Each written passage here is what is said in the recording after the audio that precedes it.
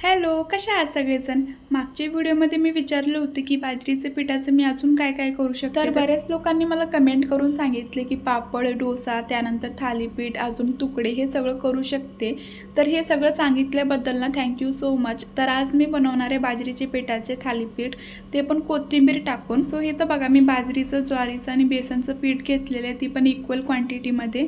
आणि गव्हाचं पीठ ना माझ्यापाशी संपलं होतं. इथं मी कोथिंबीर बारीक चिरून स्वच्छ धुवून घेतली, ते टाकायचं. त्यानंतर हिरवी मिरची, आलं, लसूण आणि जिऱ्याचं वाटण केलं होतं. त्यानंतर हळद, मीठ चवीपुरतं आणि थोडंसं धन पावडर टाकलं होतं. छान असं मिक्स करून पीठ मळून घ्यायचं. त्यानंतर सुती कापड घ्यायचं आणि मस्त असे थालीपीठ थापून घ्यायचे. आणि तुम्हाला वाटत असेल की एवढं फास्ट मी थालीपीठ थापलं का, तर नाही, व्हिडिओची स्पीड मी जरा फास्ट केली होती. त्यानंतर असं मी व्हिडिओमध्ये दाखवते ना, त्या पद्धतीने थालीपीठ तव्यावरती टाकून घ्यायचे. त्यानंतर दोन्ही साईडने एकदम खरपूस भाजून घ्यायचं. कोथिंबीरची थालीपीठ इतकी छान होईल मला वाटलं पण नव्हतं. तुम्ही एकदा नक्की ट्राय करून बघा, खूप टेस्टी आणि क्रिस्पी होती. चला बाय.